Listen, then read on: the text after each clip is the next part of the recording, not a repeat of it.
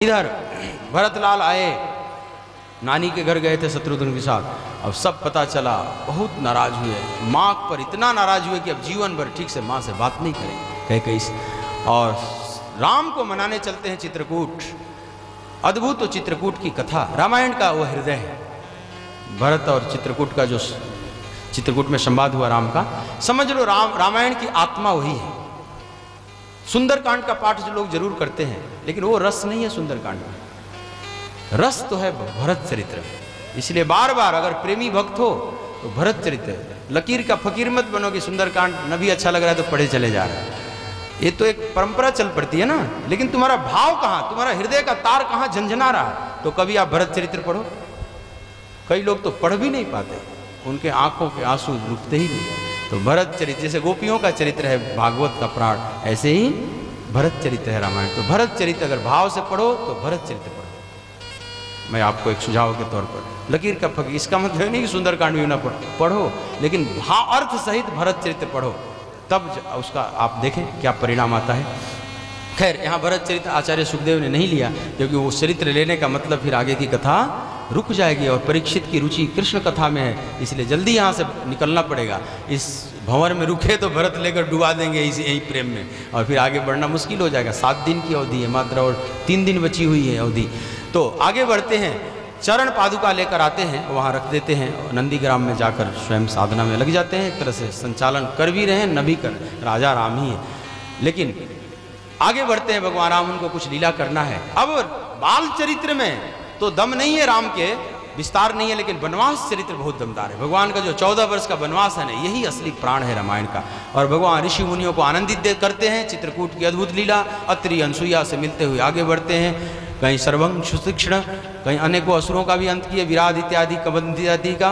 और फिर इसी बीच पंचवटी में लीला करना चाहते हैं, और इधर शूर्पणखा आती है, उसका नाक कान का अमनिया कर देते हैं लखन।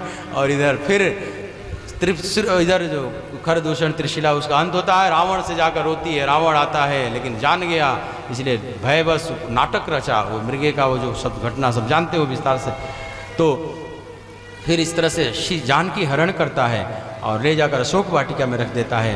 भगवान रोते हैं, लोकवत लीला करते हैं, पूछत फिरहूँ लता तरु पाती, हाथ सीते करके। और फिर आगे बढ़ते हैं तो इसी बीच माँ शबरी से भेंट होता है, उनका उद्धार करते हुए आगे बढ़ते हैं किष्किंधा की तरफ। तो वहाँ पर हनुमान जी को सुग्रीव ने भेजा, और हनुमान अब आते हैं। हनुमान देर से आए हैं रामायण में, लेकिन दुरुस्त आए हैं। हनुमान आए हैं जरूर, जाएंगे अब कभी नहीं। हनुमान जी अब सदा ही रहेंगे। तो इस तरह से बोलिए हनुमंत लाल की। अब उन्होंने मित्रता कराई, पहले सुग्रीव का काम पूरा किया, फिर सुग्रीव ने सहायता किया। और इस तरह से पहले हनुमान जी जाते हैं माँ जानकी का पता लगाकर, और लंका में जो उपद्रव किए। सुंदरकांड इसलिए कहा जाता है कि यहाँ पर आज्ञा पालन किया है भगवान की, हनुमान जी ने, यही सौंदर्य है। वो तो बात ठीक है, लेकिन प्रेम का रस यहाँ ज़्यादा है भरत चरित्र में। तो वहाँ पर हनुमान जी आते हैं, और फिर इधर से सेतु बंद किया गया। समुद्र पर पहली बार धरती पर सेतु बना, न भूतो न भविष्यति, आज तक नहीं बना। आज भी वैज्ञानिक सिद्ध कर चुके हैं इस बात को।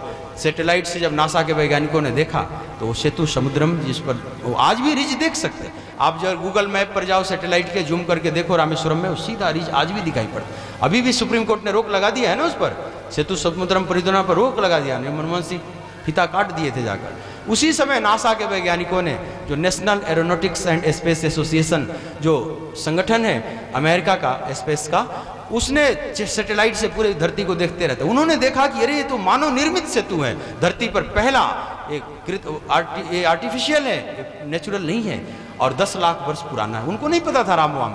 वह चित्र भारत आया, भावनाएं उड़ी, अभी लगभग 2007-8 की बात है।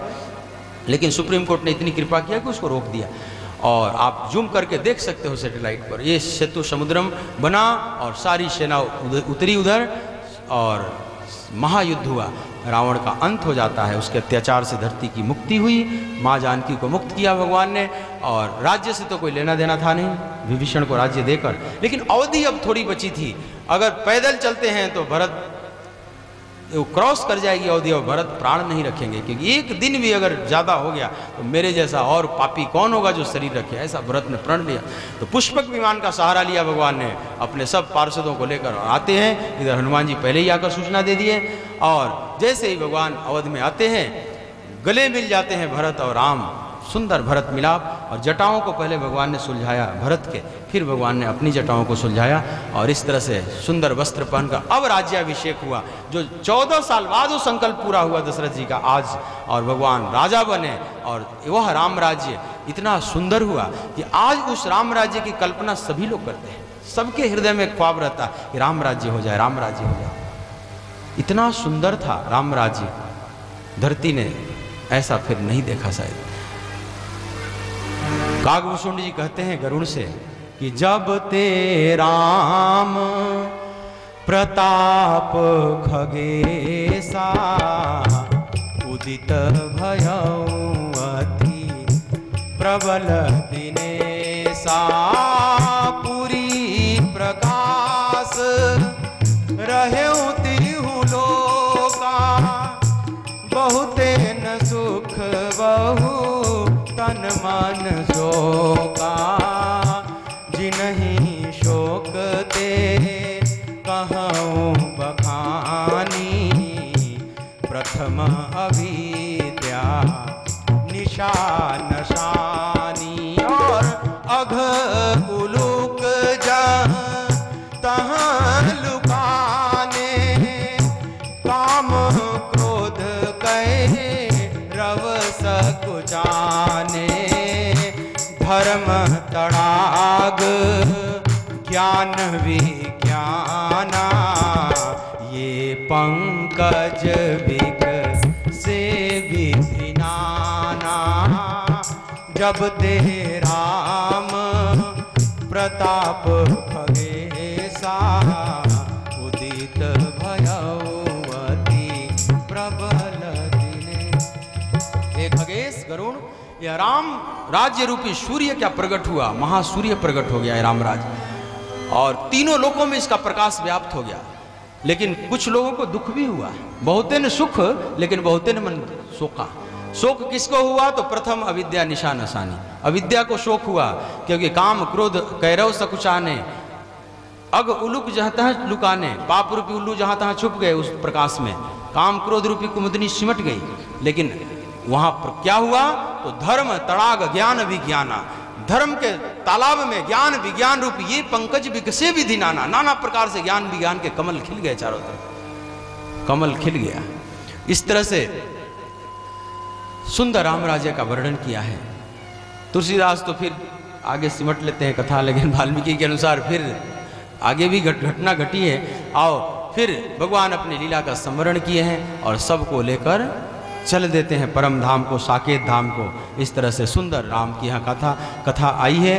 राजा राम राम राम, राजा राम राम राम, राजा राम राम राम, राजा राम राम राम, राजा राम राम राम, राजा राम राम राम, राजा राम राम राम,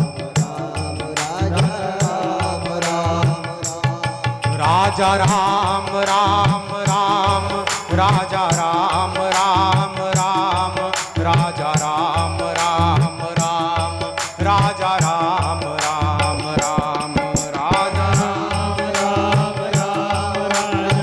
राम राम राम, राजा राम राम राम, सीता राम राम राम, सीता राम राम राम, सीता राम राम राम, सीता राम राम राम, सीता राम राम राम, सीता श्री राधे राम, सीता राम राम राम, सीता राम राम राम, राजा राम राम राम, राजा राम राम राम, राजा राम राम राम, राजा राम राम राम, राजा राम राम राम, राजा राम राम राम, राजा राम राम राम, राजा राम राम राम, सीता राम राम राम, सीता राम राम राम, सीता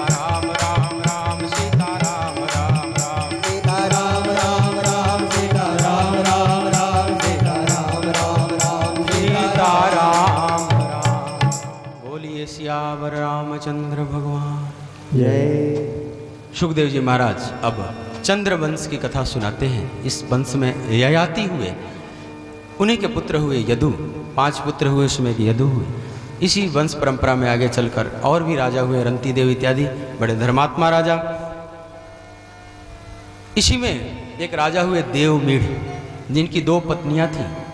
एक से 9 पुत्र हुए जो नवनंद कहलाए, जो गोकुल के राजा बने, नंद बाबा इत्यादि। और एक से एक पुत्र उत्पन्न हुए जिनका नाम था शूरसेन। शूरसेन के पुत्र हुए वसुदेव जी। और राजन वसुदेव जी का विवाह होता है देवक की पुत्री देवकी से। मथुरा के राजा हैं उग्रसेन। उग्रसेन का पुत्र है कंस, और उग्रसेन के भाई हैं देवक, उनकी पुत्री है देवकी, मतलब चचेरी बहन है। कंस की मित्रता थी वसुदेव जी से, और अपनी बहन देवकी को बड़ा प्रेम करता है। विवाह हुआ, उससे 8 पुत्र उत्पन्न हुए। 8वें रूप में भगवान श्री कृष्ण प्रकट हुए, अवतरित हुए। प्रिय परीक्षित, भगवान जन्म तो लिए मथुरा में, लेकिन गोकुल में आकर उत्सव मनाया गया। वहाँ पर बहुत लीलाएं किए। फिर वृंदावन आए, वहाँ और भी बहुत लीलाएं किए। फिर मथुरा आते हैं, कंस के आतंक से धरती को मुक्त किए, गुरुकुल में गए। उसके बाद फिर द्वारका आए, द्वारकापुरी बसाए। महाभारत में आए हैं, राजसूय यज्ञ इत्यादि में भाग लिए। फिर महाभारत युद्ध में अर्जुन का रथ संभाले। अर्जुन का मोह भंग करने के लिए गीता का उपदेश दिए। महाभारत में पांडवों की विजय दिलाए। फिर द्वारका आगे यदुवंश का संहार किए, और भगवान अंत में अपने लीला का स्मरण करके उद्धव इत्यादि को उपदेश देकर परम धाम को चले हैं। यहाँ 2 श्लोक में पूरी कृष्ण कथा सुखदेव जी ने सुना दी और चुप हो गए। यहीं पर 9वां स्कंद पूरा हो जाता है। परीक्षित चुप होकर देख रहे हैं कि गुरुदेव और आगे कुछ बोले, लेकिन बोल ही नहीं रहे सुखदेव जी। गुरुदेव कृष्ण कथा सुनाइए। और बोले मैंने सुना तो दी, अभी शुरू से अंत तक सुना दिया। अब परीक्षित थोड़े से नाराज, एक तरह से प्रेम कलह कह लें इसको, नाराज झुंझुला से गए गुरु सुखदेव जी पर कि कथितो वंश विस्तारो भवता सोम सूर्ययो राज्ञाम चोभय वंश्यानाम चरितम परमाद्भुतम। गुरुदेव, कथितो वंश विस्तारो भवता सोम सूर्यो, ये चंद्र वंश है राजन, ये सूर्य वंश के राजा हुए, जिसको मैं नहीं पूछा था वो भी कुल अनाप शनाप राजाओं की बात आपने सुनाई बड़े विस्तार से।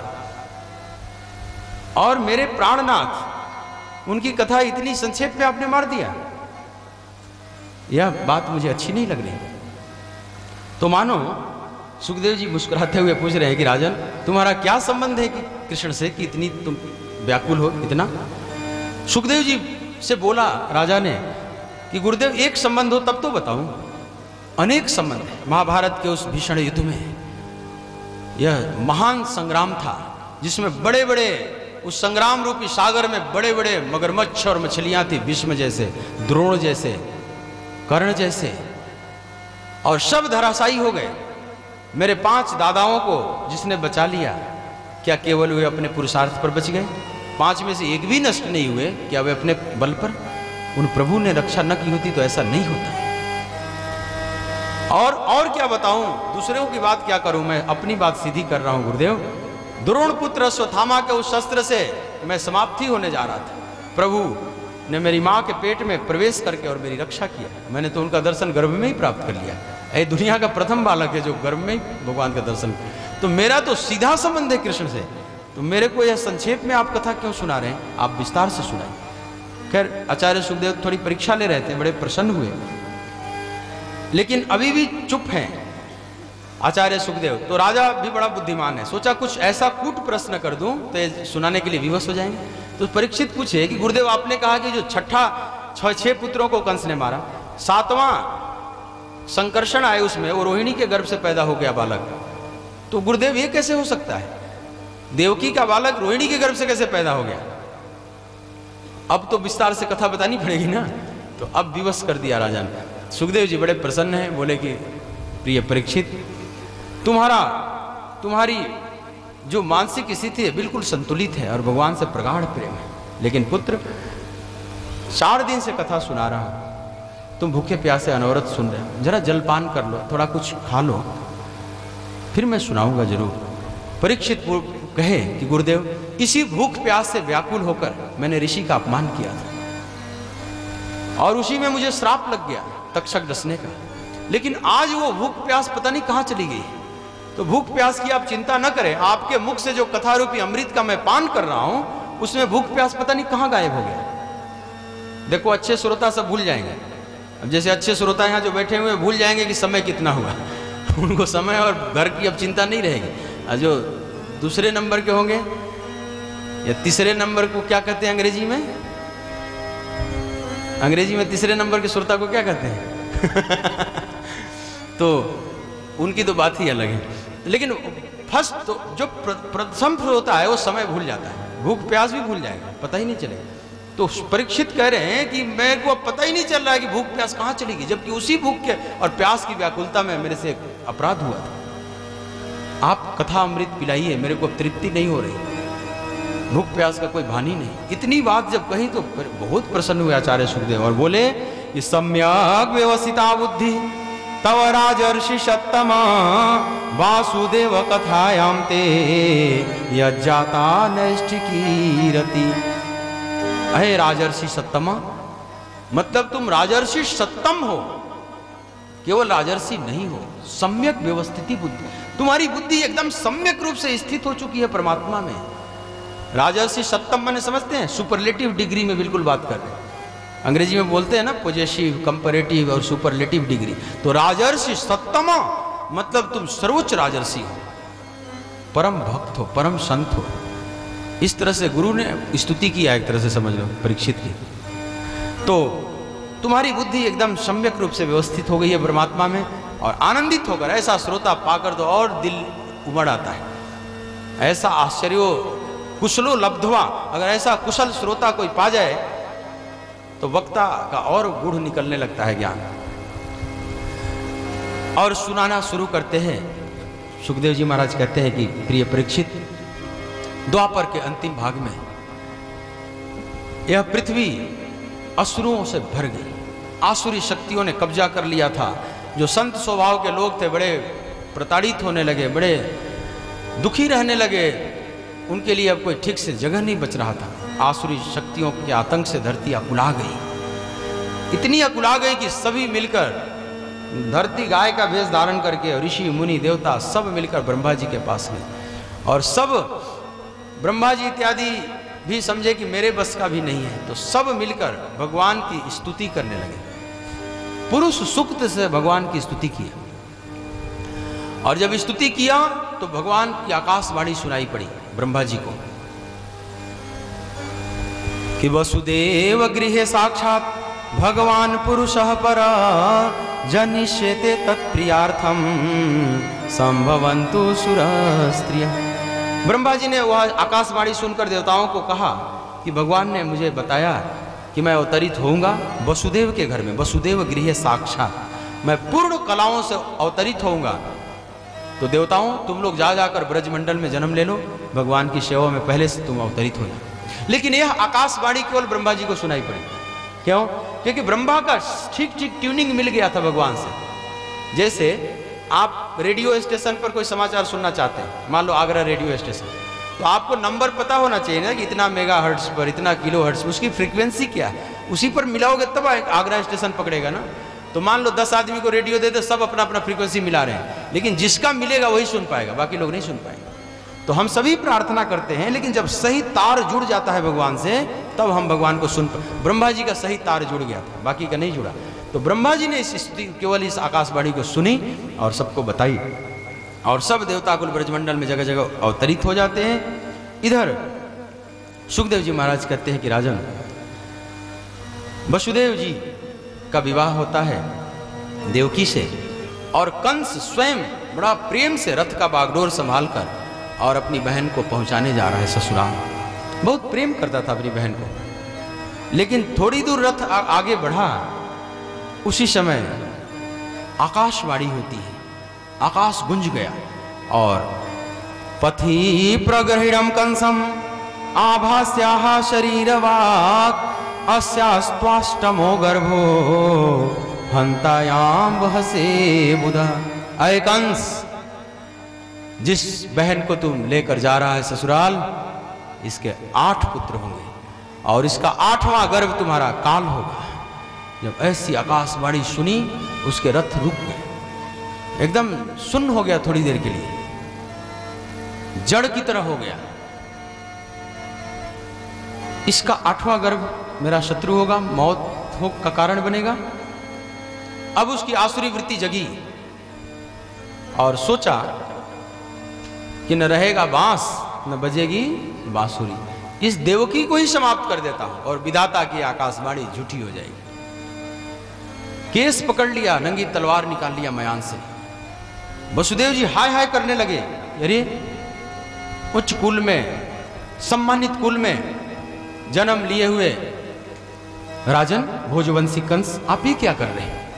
अरे जरा समझो, आप क्या कर रहे हो? अपनी बहन की हत्या करेंगे आप? कंस ने बोला कि महाराज वसुदेव जी, आपने आकाशवाणी नहीं सुनी? वसुदेव जी ने कहा मैंने सुनी। आकाश ने यही कहा है ना कि देवकी का 8वां जो पुत्र होगा वो तुम्हारे मौत का कारण बनेगा। राजन जरा सोचिए, यहां अमृत पीकर कौन आया है? मृत्युलोक का तो स्वभाव है कि यहां जो भी आया है उसको जाना होगा। आया है सो जाएगा, राजा रंक फकीर, तो सब जाएंगे, यहां पर कोई भी बचेगा नहीं, सबकी मौत होगी। बात इतनी है कि आपको मौत का कारण सिर्फ पता चल गया। बहुत लोगों को अपने मौत का कारण पता नहीं कि मेरी मौत कैसे होगी, आपको कारण पता चल गया। इसमें देवकी का भी क्या दोष है? ऐसे ही विधाता का विधान होगा। तो राजन, एक कलंक आप न लें।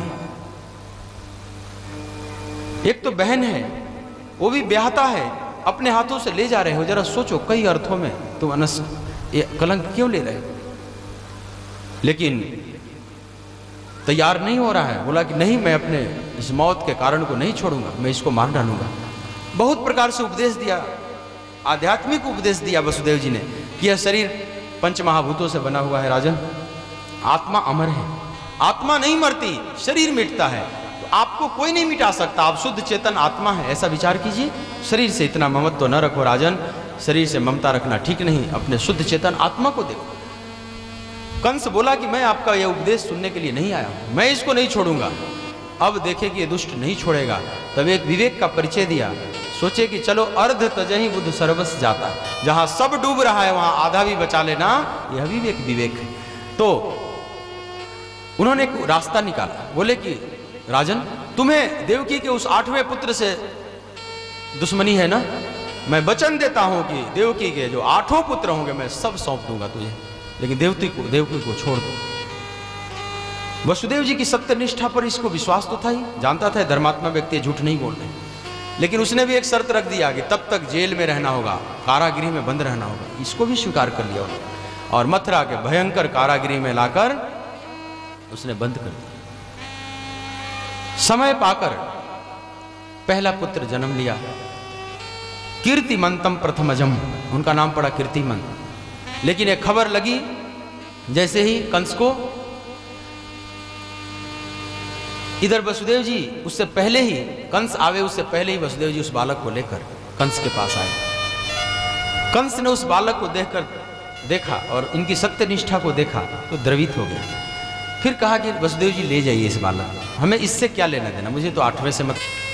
इधर नारद जी आ गए बीड़ा बजाते हुए कंस के पास। कंस ने बड़ा आदर किया, पूजन किया और बोला कि मैंने छोड़ दिया पहले पुत्र को, मेरे को उससे क्या लेना देना। नारद जी बोले, अरे राजन, तुम बहुत भूल किए हो, देवताओं की भाषा गोलमाल सब होती है। एक अष्टदल का कमल लेकर बोले कि बोलो इसमें पहला कौन है, बीच वाला कौन है, अंतिम कौन है, कहीं से भी पहला मान लो। तो अगर उधर से गिनती करा देंगे तो ये हो जाएगा 8वां। राउंड टेबल कॉन्फ्रेंस सुने होंगे ना, गोलमेज सम्मेलन, एक बार लंदन में हुआ था, गांधी जी भी गए थे। राउंड टेबल, वो जो कॉन्फ्रेंस, तो राउंड टेबल क्यों? चारों तरफ जो राजा सब गए हुए थे गणमान्य लोग यहाँ से, अब सीधा बैठाओगे तो कोई कहेगा मैं बीच में बैठूंगा, मैं किनारे नहीं बैठूंगा, मेरा अपमान हो जाएगा, मैं छोटा राजा हो जाऊंगा। तो गोल टेबल बनाया जाता है उसके लिए कि चारों तरफ कुर्सियां लगे, अब गोल टेबल में कोई पहला है ना कोई अंतिम है, सब बराबर हो जाएंगे वहाँ। इसीलिए ऐसे कॉन्फ्रेंस जहाँ किया जाता है जहाँ सब बराबर की हैसियत के हैं, वहाँ पर राउंड टेबल बनाया जाएगा, गोल टेबल, और चारों तरफ कुर्सियाँ, क्योंकि यहाँ कोई पहला है ना अंतिम है, सब बराबर है। तो ऐसे बता दिए नारद जी कि यहाँ पर पहला कौन है, अंतिम कौन है। यह बात उसको जम गई।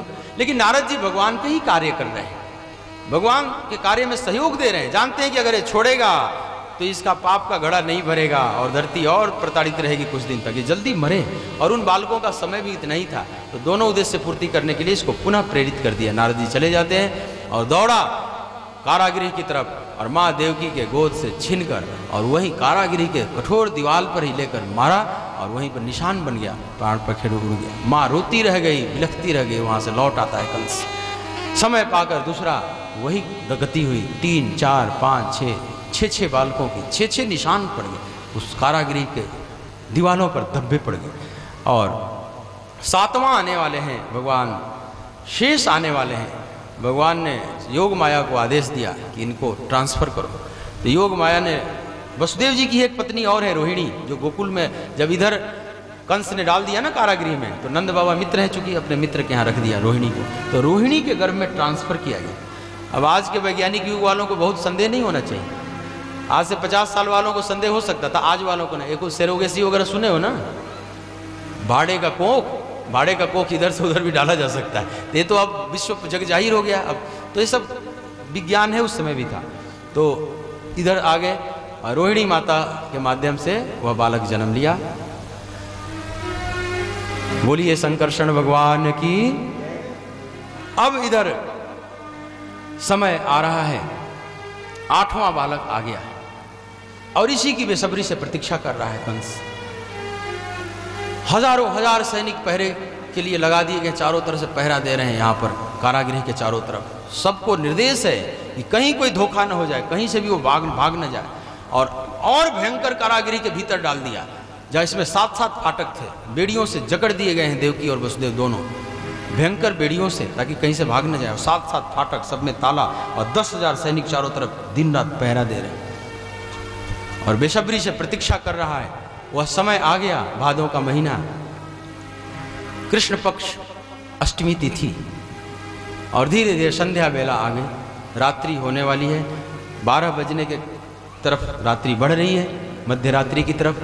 और आज ही के दिन लक्षण सब लग रहा है। कंस भी प्रतीक्षा कर रहा है, उसको नींद नहीं आ रही, लेकिन नारद जी ने बता दिया वो काले रंग का आएगा तो होगा सांवला सांवला। अब जहाँ भी काला दिखाई पड़ रहा है वो डर जा रहा है, अंधेरी रात में और डर जा रहा है।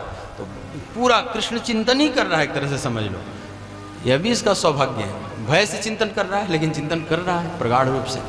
और इधर चारों तरफ वातावरण निर्मल हो गया, देवता स्तुति करने आए। माँ देवकी को पहले सांत्वना दिया कि माँ तुम डरना मत, स्वयं परम ब्रह्म परमात्मा तुम्हारे माध्यम से प्रकट होंगे और धरती के भार को हल्का करेंगे, असुरों से मुक्ति दिलाएंगे, तुम डरना मत। और गर्भ में जो भगवान हैं उनकी स्तुति किया देवताओं ने, उसको गर्भा स्तुति कहा जाता है। आइए हम भी आने वाले भगवान को पहले से स्वागत करें। स्वागतम कृष्णा, स्वागतम कृष्णा, स्वागतम कृष्णा, स्वागतम कृष्णा, स्वागतम सुस्वागतम शरणागतम कृष्णा, स्वागतम सुस्वागतम शरणागतम कृष्णा, स्वागतम कृष्णा, स्वागतम कृष्णा, स्वागतम कृष्णा, स्वागतम कृष्णा।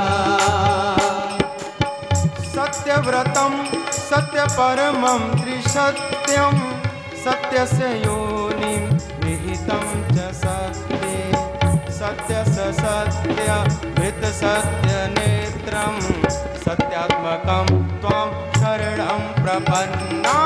स्वागतं कृष्णा,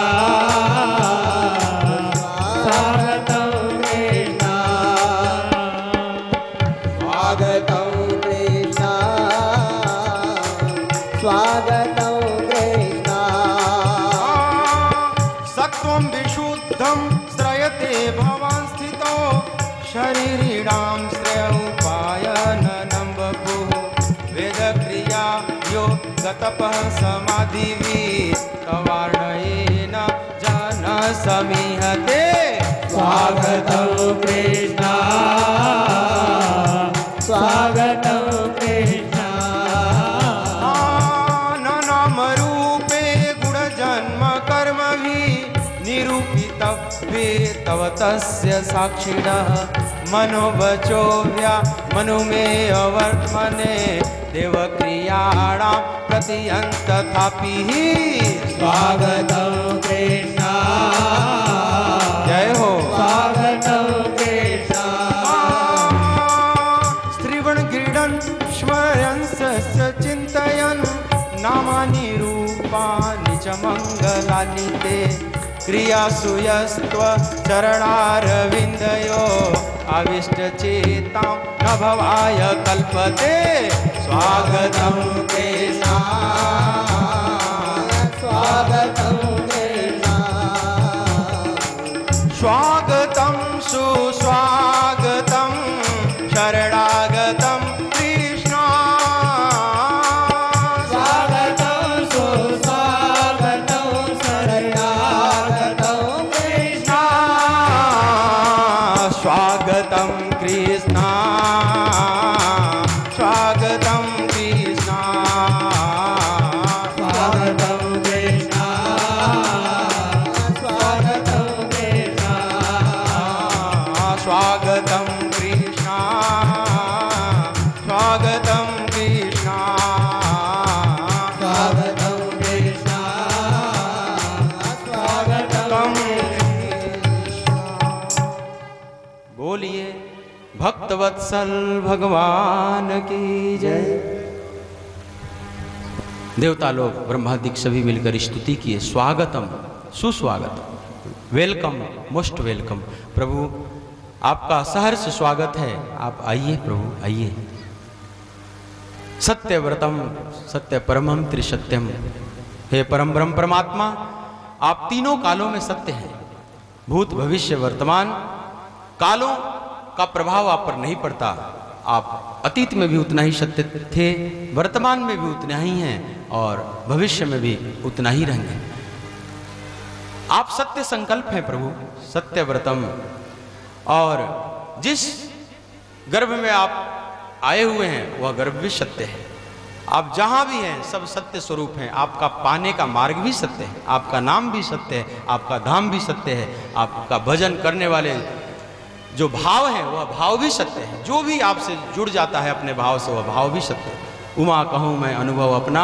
सत हरि भजन जगत सब तो सत हरि भी हैं और हरि का भजन भी सत्य है मतलब भगवान आप सत्य हैं और आपसे जो कुछ भी संबंध कोई भी जोड़ लेता है वह भी सत्य हो जाता है सत्य से मिथ्या का संबंध नहीं जुड़ सकता तो आप हर प्रकार से इस तरह से सत्य सत्य करके भगवान को यह भी देवता याद दिला रहे हैं कि आप सत्य संकल्प हैं अपने वचन को पूरा कीजिएगा क्या है वचन यदा यदा ही धर्मस्य ग्लानिर्भवति भारत अभ्युत्थानम अधर्मस्य तदात्मानं सृजाम्यहम् परित्राणाय साधूनां विनाशाय च दुष्कृतां धर्म संस्थापनार्थाय संभवामि युगे युगे। तो हे सत्य संकल्प परमात्मा आप अपने उस वृदावली को पूरा कीजिएगा प्रभु। देवता लोग स्तुति करके और माँ देवकी को आश्वासन देकर चले जाते हैं। इधर 12 बजने का अब समय होने वाला है। प्रकृति बड़ी सुंदर है, भादों की वो अंधेरी रात, लेकिन प्रकृति बड़ी निर्मल सुंदर त्रिविध समीर बह रहा है, शीतल मंद और सुगंधित। चारों तरफ वन में फूल खिल गए हैं, फूलों के उस सुगंध से पूरा जंगल वन महक रहा है और फल भी आ गए हैं। समय यमुना निर्मल बहने लगी। सुखदेव जी महाराज कहते हैं जबकि भादों में यमुना निर्मल नहीं होती ना, मटमैली हो जाएगी, लेकिन निर्मल बह रही है। क्यों निर्मल है? क्योंकि भगवान अगर देखेंगे कि साफ सुथरी नहीं है तो सोच लेंगे विवाह करने लायक नहीं है। रुक जाओ। तो इस तरह से यमुना निर्मल बह रही, यहाँ प्रसंग है।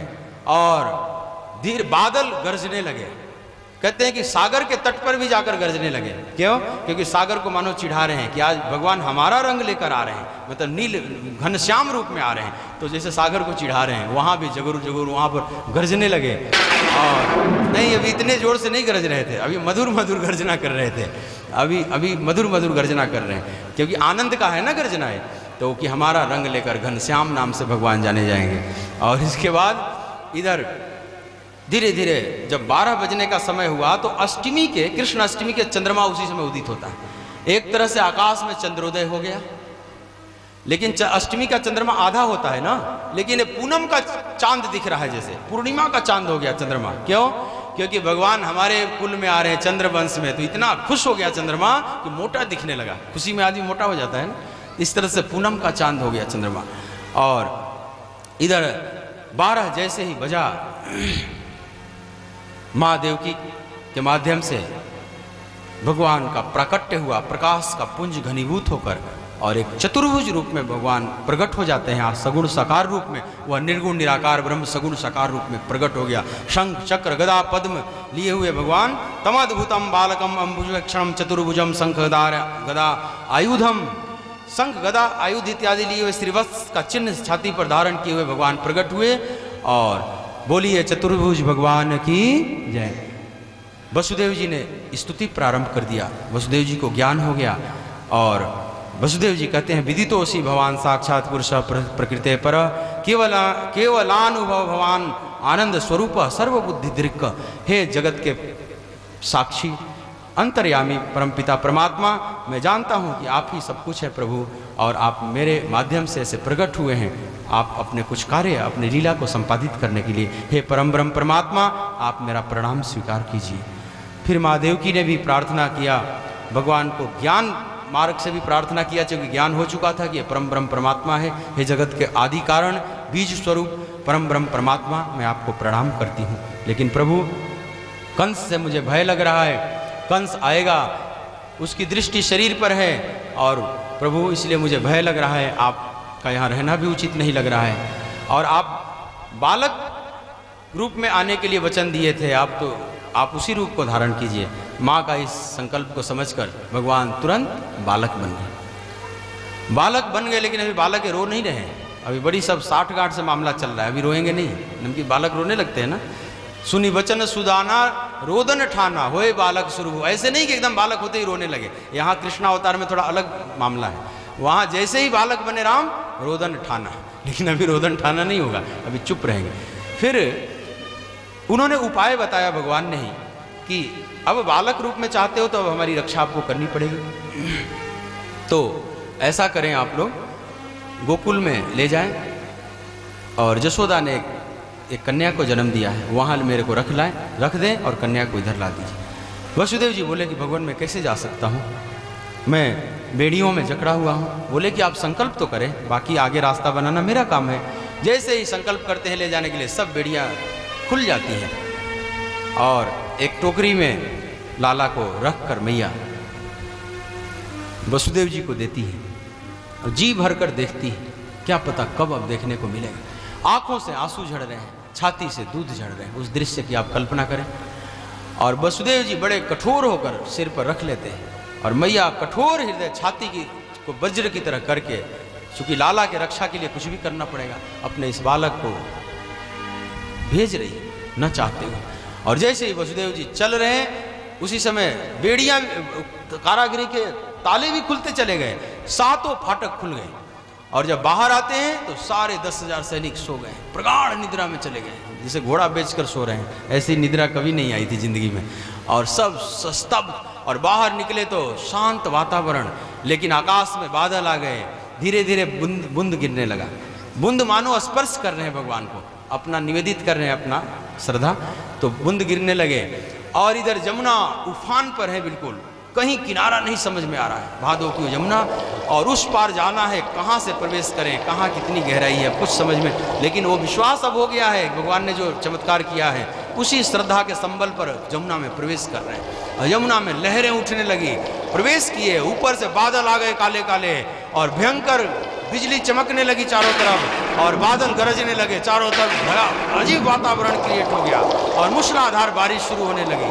और उसी समय भगवान शेष आकर उस पर छाया कर दिए और वसुदेव जी टोकरी में लिए हुए हैं, जमुना में प्रवेश कर रहे हैं, शेषनाग छत्र छाया कर रहे हैं और प्रवेश करते जा रहे हैं। उस श्रद्धा के आधार पर गले भर पानी आ गया, अब धीरे धीरे नाक तक पानी आ जा रहा है, तरंगे आती है जमुना की और मार जाती है एकदम। वसुदेव जी कई बार डूब जाते हैं एकदम, फिर बाहर निकलते हैं, लेकिन भगवान पर वही विश्वास है कि वही पार लगाएंगे इस जमुना से।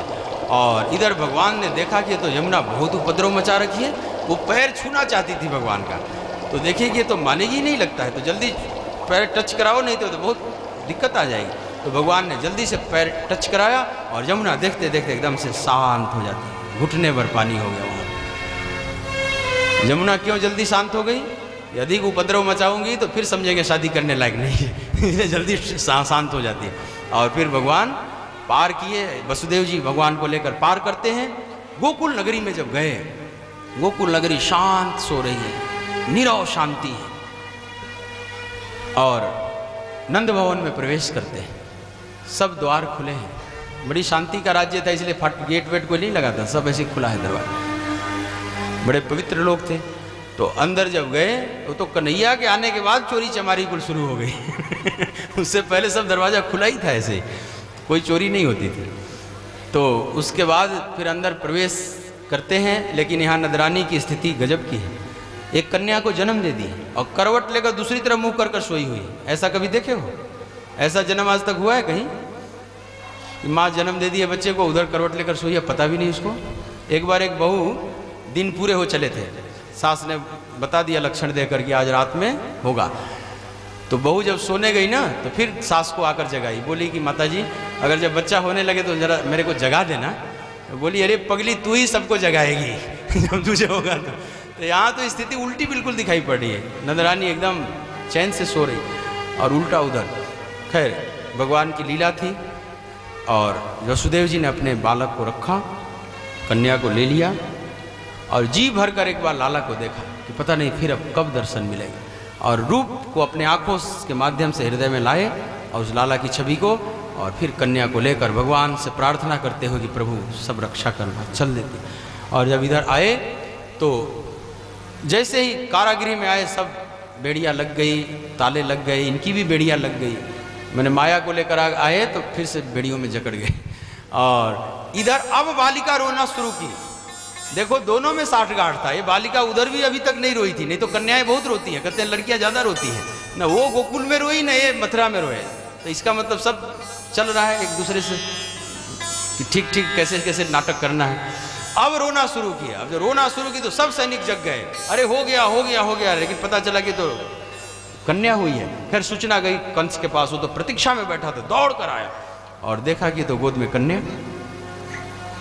तो सोचा कि मेरा जो शत्रु था ना वो डर से भाग गया है, तो खुश हुआ एक तरह से, लेकिन अफसोस हुआ कि मैंने बेकार देवकी को इतना कष्ट दिया, छोड़ दिया, इस कन्या को क्यों मारूं। लेकिन फिर उसके आसुरी स्वभाव जग गया, सोचा कि क्या पता इसका जो पुत्र हो मेरा शत्रु हो जाए, नहीं नहीं छोड़ना ठीक नहीं। फिर लौट आता है और देवकी के हाथ से गोद से छीनने लगा उस बालिका को। मैया रोने लगी कि भैया छोड़ दो, ये तो कन्या है, इससे क्या तुम्हें लेना देना, इसको तो छोड़ दो। लेकिन नहीं मानता है और पैर पकड़कर और जैसे घुमाकर पटकना चाहा दीवार पर, वैसे ही घुमाया, तब तक कन्या हाथ से छूट जाती है और आकाश में अष्टभुजी रूप में प्रकट हो गई और अट्ठहास करने लगी और बोली कि मया हत्या मंद जात खलु तवांत कृत यत्र क्व वा पूर्व शत्रु माहिन सिंह कृपणान वृता।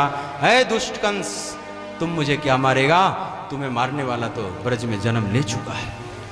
कहाँ जन्म लिया ये नहीं बताई, अब तो और कंपित हो गया, कहाँ जन्म ले चुका है जरा कहाँ बताओ। लेकिन नहीं, अंतर्ध्यान हो जाती है। बोलिए अष्टभुजी माता की ये योग माया है जो भगवान की लीला में सहयोग कर रही है। और इधर कंस बड़ा चिंतित हो गया, आपात बैठक बुलाया। पहले इधर क्षमा भी मांगा इन लोगों से, देवकी वसुदेव को बेड़ियों से मुक्त कर दिया कि आप लोग क्षमा करना, आप लोगों को बेकार कष्ट दिया, वो कहीं और जन्म ले चुका है।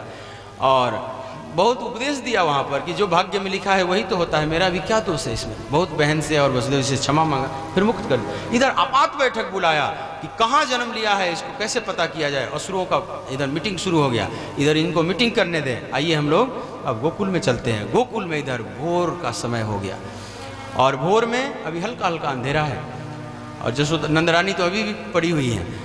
तो नंदा और सुनंदा जो बहनें हैं नंद बाबा की, वो आई हुई हैं। तो सुनंदा आई है भाभी को देखने, तो देखी तो सुंदर सो लाला, तो जरा और आनंदित हुई, बड़ी खुश हुई, जरा और ध्यान से देखी कि लाला ही है ना, कहीं गड़बड़ तो नहीं, ऐसा कि सूचना गड़बड़ चला जाए, कई बार ऐसा हो जाता है। डॉक्टर बता दिए कि लड़का हुआ, इधर बैंड बाजा बजने लगा, फिर बाद में पता चला कि नहीं कई बार ऐसी घटनाएं सुनने में आती। ऐसा ना हो तो ध्यान से देखी सुनंदा, जब कन्फर्म हो गया कि लाला ही है, अब भागी वहाँ से थाली बजाते हुए द्वार पर, है गो है गो है गो, जो ब्रज में बोलते हैं जैसे। इधर अब वसुदेव जी तो प्रतीक्षा में ही थे ना, लाला कब सूचना आवे, कब सूचना, क्या हुआ रे बताओ तो बोली कि अभी नहीं बताऊंगी, बताऊंगी तब जब 9 लाख का हार लूंगी। अरे जो लेना है ले लेना, बताओ तो।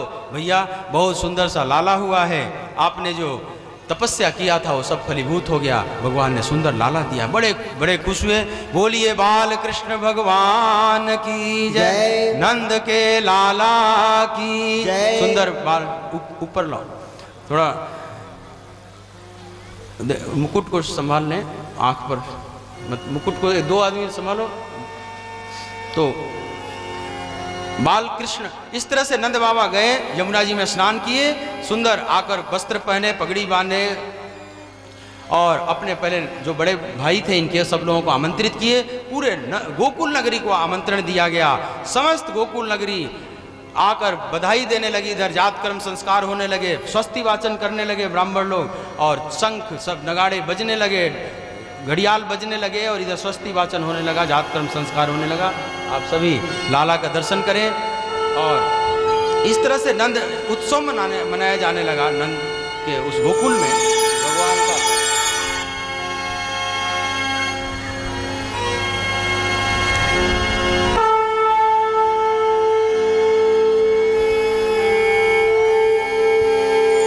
बहुत सुंदर स्वरूप है, आप सभी दर्शन करें।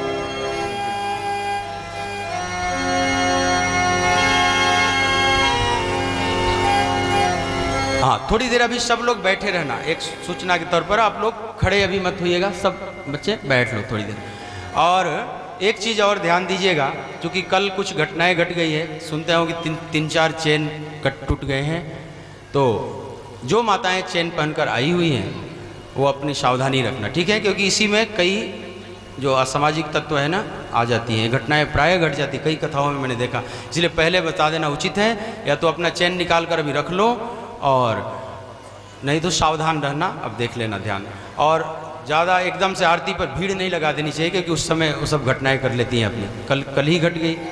तो इस तरह से अब गोकुल वासियों के हृदय में इतना उत्साह उत्पन्न हो रहा है, ऐसा लग रहा है कि जैसे हम सबका लाला है, केवल नंद का लाला नहीं, हम सबका लाला है। और सब बधाई देने के लिए नंद भवन की तरफ बढ़ने लगे। सुखदेव जी महाराज कहते हैं कि राजन, इतना आनंद हुआ इन गोकुल वासियों को कि जो भी उनके पास था सब लेकर, दही दूध घी छाछ सब लेकर चले आए, एक दूसरे पर सिंचन करने लगे, अबीर गुलाल लेकर, हल्दी मिलाकर दही में, और सब एक दूसरे पर सिंचन करने लगे। गोपा परस्परम हृष्टा दधि क्षीर घृतांबु भी आसिंचन तो बिलिम्पंतो नवनीत सचीक्षिपु।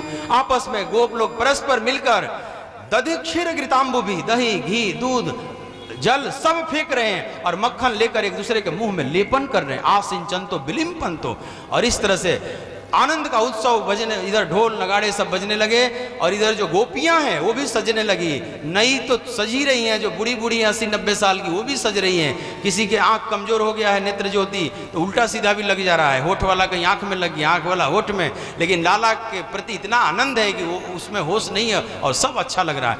और गोप लोग तो गंध भवन तक रह जाते हैं, लेकिन गोपियां का अंतःपुर तक प्रवेश होता है। गोपियां अंदर नंद भवन में प्रवेश कर जाती हैं। बधाई हो नंदरानी जी, बस बधाई हो जसोदा जी, चारों तरफ से बधाई की गुंज होने लगती है। जसोदा नंदरानी भी बड़े प्रसन्न है, सबका स्वीकार कर रही है बधाई।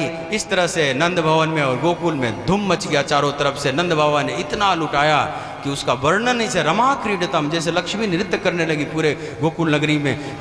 लेकिन जो भी लूट रहे हैं, वो अपने पास नहीं रख रहे, वो भी लुटा दे रहे हैं, क्योंकि ये सबका लाला है। ऐसा लग रहा है मेरा भी लाला, यूँ तो उत्सव में मैं भी लुटाऊंगा, ऐसा भाव। सिर्फ लूटने का आनंद ले रहे हैं, लेकिन सबको जी कर हम भी कुछ आनंद में मुट्ठी खुल जाती है। ऐसा आनंद के इस बाढ़ में सब सराबोर होने लगी गोकुल नगरी। आइए हम भी उत्सव में भाग लेते हैं, लाला का बधाई गीत गाते हैं। हमारे वृंदावन से आए हुए हमारे संगीत कलाकार बड़े सुंदर भजन प्रस्तुत करेंगे, बधाई गीत। एक मैं भी सुनाऊंगा, एक सुंदर बधाई गीत का भी सभी सब लोग बैठकर श्रवण करना, भी खड़े मत होइएगा। फिर आरती का दर्शन किया जाएगा। थोड़ी देर और धैर्य से आप लोग बैठेंगे। भगवान की कथा में जो समय जा रहा है, जीवन आपका धन्य हो रहा है। समय का थोड़ा ज़्यादा परवाह न करें। बधाई गीत का आप श्रवण करें। बधाई हो बधाई, बधाई हो बधाई, बधाई हो बधाई, बधाई हो बधाई, बधाई हो बधाई, बधाई हो बधाई, बधाई हो बधाई, बधाई हो बधाई। नंद जी के आंगन में बज रही आज बधाई, नंद जी के आंगन में बज रही आज बधाई। सौ सौ बार बधाई भक्तों, सौ सौ बार बधाई भक्तों, लाखों बार बधाई।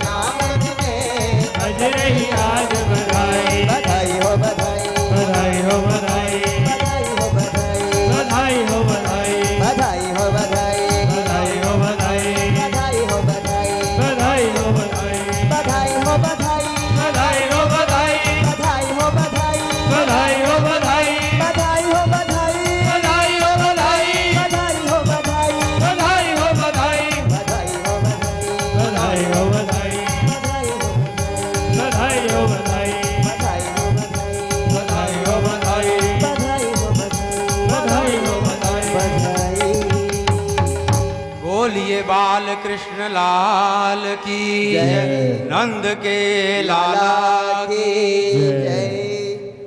मैया यशोदा जायो लाल।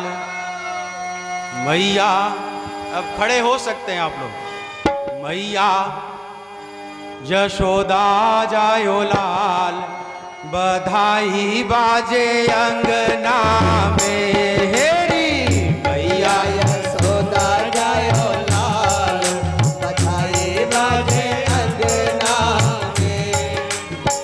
मैया यशोदा जायो लाल, बधाई बाजे अंगना में। मैया यशोदा जायो लाल, बधाई बाजे अंगना में।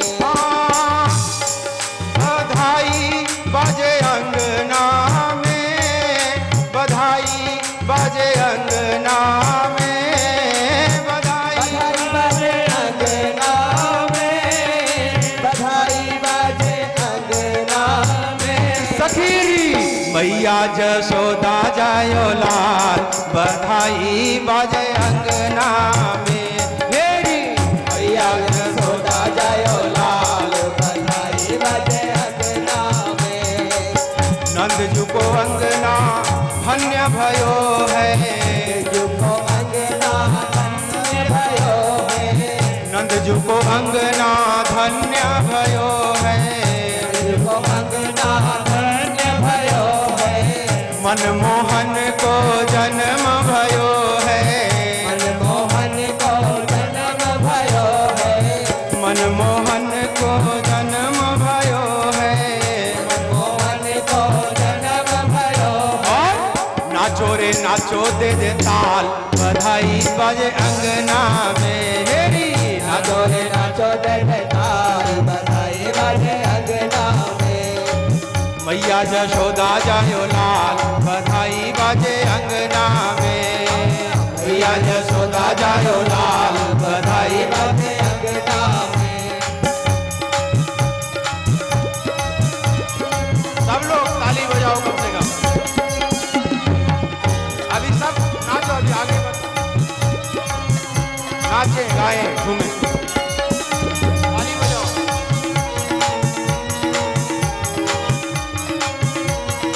पुरुष वर्ग भी ताली बजाओ।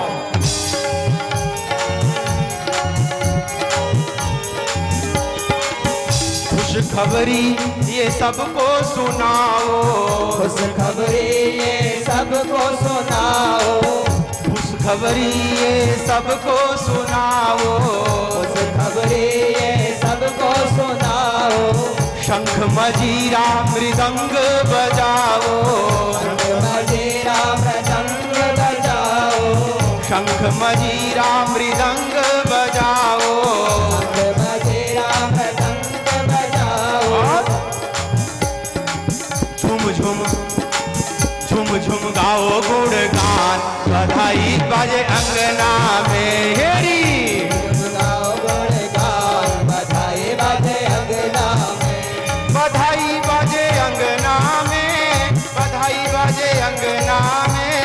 बधाई बाजे अंगना में, बधाई बाजे अंगना में। हाँ, मैया यशोदा जायो लाल, बधाई बाजे अंगना में। मैया यशोदा जायो लाल, बधाई बाजे अंगना में।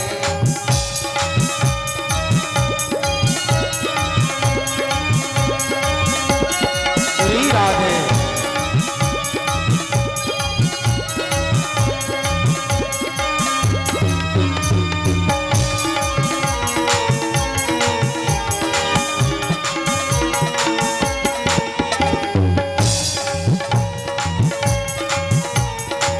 चलो री चलो सखी नंद के द्वारे, चलो रे चलो सखी नंद के द्वारे।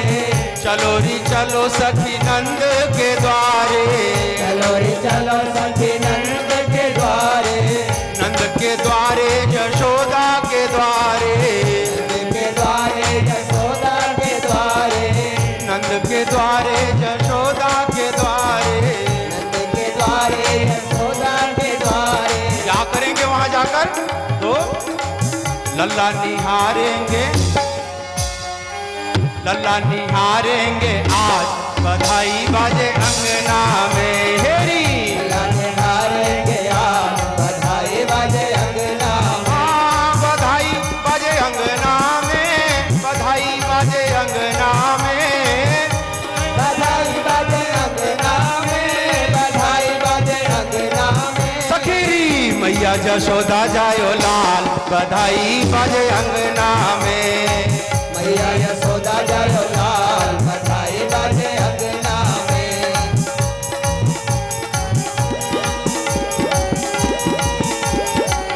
जय हो।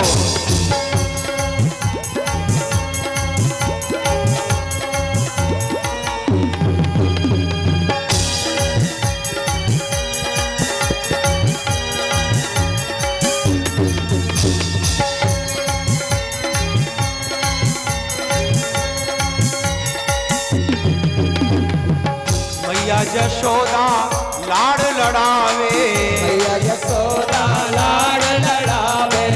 मैया जशोदा लाड़ लड़ावे, मैया यशोदा लाड़ लड़ावे। चूमे मुखड़ा गले लगावे, झूमे मुखड़ा गले लगावे। चूमे मुखड़ा गले लगावे। झूमे मुखड़ा गले लगावे। और मैया क्या कर रही है, माताओं जरा ध्यान देना। मैया लुटावे, मैया लुटावे गलहार, बधाई बाजे अंगना में हेरी। मैया लुटावे गलहार, बधाई बाजे अंगना में। गोकुल में भयो जय जयकार, बधाई बाजे अंगना में। गोकुल में भयो जय जयकार, बधाई बाजे अंगना में। हाँ, बधाई बाजे अंगना में, बधाई बाजे अंगना में। बधाई बाजे अंगना में, बधाई बाजे अंगना में। मैया जशोदा जायो लाल, बधाई बाजे अंगना में हेरी। मैया यशोदा जायो लाल, बधाई बाजे अंगना में। हाँ, मैया जशोदा जायो लाल, बधाई बाजे अंगना में हेरी। मैया यशोदा जायो लाल, बधाई बाजे अंगना में। हेरी, मैया जशोदा जायो लाल, बधाई बाजे अंगना में। हाँ, मैया यशोदा जायो लाल, बधाई बाजे अंगना में।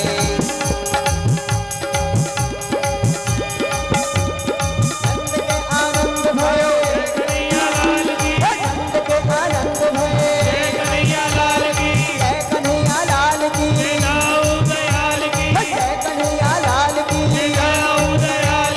नंद के आनंद भयो, नंद के आनंद भयो। जय कन्हैया लाल की। मैया यशोदा जायो लाल, बधाई बाजे अंगना में। मैया यशोदा जायो लाल, बधाई बाजे अंगना में। बधाई बाजे अंगना में। हाँ, बधाई बाजे अंगना में। मैया यशोदा जायो लाल, बधाई बाजे अंगना में। मैया यशोदा जायो लाल, बधाई बाजे अंगना में। मैया यशोदा जायो लाल, बधाई बाजे अंगना में। मैया यशोदा जायो लाल, बधाई बाजे अंगना में। नंद घर आनंद भयो, नंद घर आनंद भयो। जय कन्हैया लाल की, हो जय कन्हैया लाल की। ज्वानन गुहाती घोड़ा, हो ज्वानन गुहाती घोड़ा। हो नंद के आनंद भये, हो जय कन्हैया लाल की। हाय, मैया यशोदा जायो लाल, बधाई बाजे अंगना में। मैया यशोदा जायो लाल, बधाई बाजे अंगना में। मैया यशोदा जायो लाल, बधाई बाजे अंगना में। मैया यशोदा जायो लाल, बधाई बाजे अंगना में। मैया यशोदा जायो लाल, बधाई बाजे अंगना में। बधाई बाजे अंगना में, बधाई बाजे अंगना में। बधाई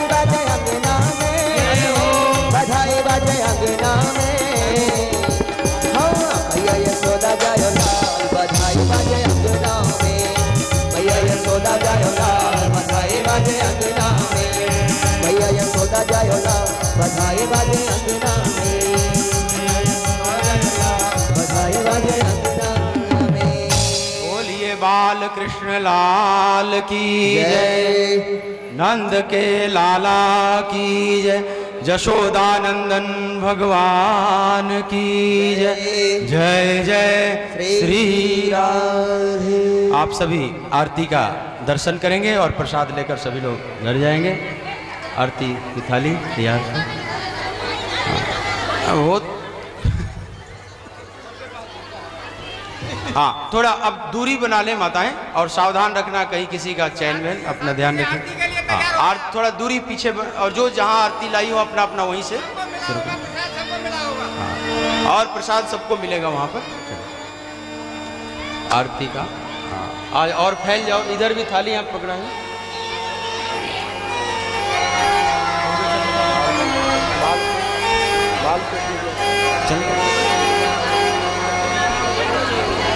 इधर भी दो ना, इधर से थाली ना। ओम ज्वालामालिन्ये नमः रत्नेश्वर्यै नमः। हरि ओम चंद्रमा मनसो जातश्चक्षुः सूर्यो अजायत श्रोत्रादायुश्च प्राणश्च मुखादग्निरजायत। पालना को ऊपर ला दे, पालना है ना यहाँ।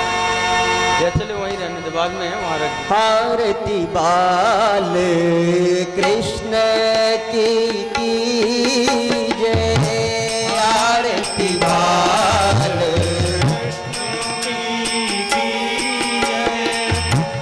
अपनो जन्म सफल कर लीजे, अपनो जन्म सफल कर लीजे। श्री यशोदा को परम दुलारो, श्री यशोदा को परम दुलारो। बाबा की अखियन को तारो, बाबा की अखियन को तारो। गोपिन के जी प्राणन सो प्यारो, गोपिन के प्राणन सो प्यारो। इन पे प्राण उछावर की जय, इन पे प्राण उछावर की जय। आरती बाल कृष्ण की जय, आरती बाल कृष्ण की जय। बलदाऊ को छोटो भैया, बलदाऊ को छोटो भैया। कनुआ कहे कहे बोलत मैया, कनुआ कहे कहे बोलत मैया। परम मुदित मन लेत बलैया, परम मुदित मन लेत बलैया। यह छबिने नन में हर लीजे, यह छबिने नन में हर लीजे। आरती बाल कृष्ण की जय, आरती बाल कृष्ण की जय। तो तरे बोलन मधुर सुहावे, तो तरे बोलन मधुर सुहावे। सखन मध्य खेलत सुख पावे, सखन मध्य खेलत सुख पावे। सोई सुकृति जो इनको ध्यावे, सोई सुकृति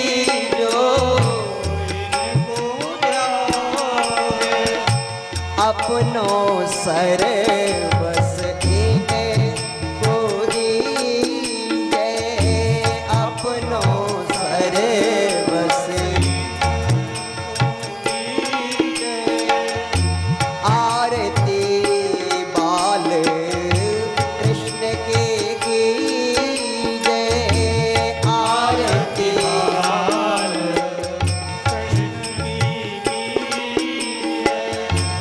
श्री राधा बर सुघड़ कन्हैया श्री राधा बर ब्रज जन को जी नब नीत चुरैया ब्रज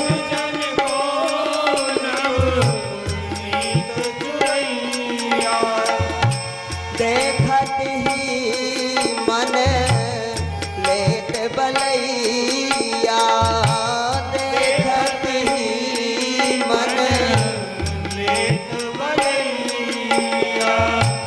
अब इनको अपनों कर लीजिए अब इनको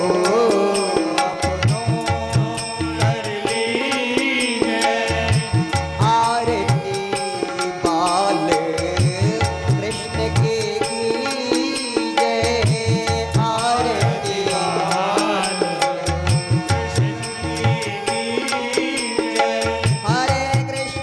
हरे कृष्णा कृष्णा कृष्णा हरे हरे हरे कृष्णा कृष्णा कृष्णा हरे हरे हरे राम राम राम हरे हरे हरे राम हरे हरे हरे कृष्णा कृष्णा कृष्णा हरे हरे कृष्णा कृष्णा कृष्णा हरे हरे हरे राम राम राम हरे हरे राम हरे हरे आरती बाल कृष्ण की कीजिए आरती बाल कृष्ण की है अपनो जन्म सुफल कर लीजिए जन्म सुफल कर लीजिए जलेन शीतलीकरणं ॐ द्यौः शान्तिरन्तरिक्षगुं शान्तिः पृथिवी शान्तिरापः शान्तिरोषधयः शान्तिः वनस्पतयः शान्तिर्विश्वे देवाः शान्तिर्ब्रह्म शान्तिः सर्वगुं शान्तिः शान्तिरेव शान्तिः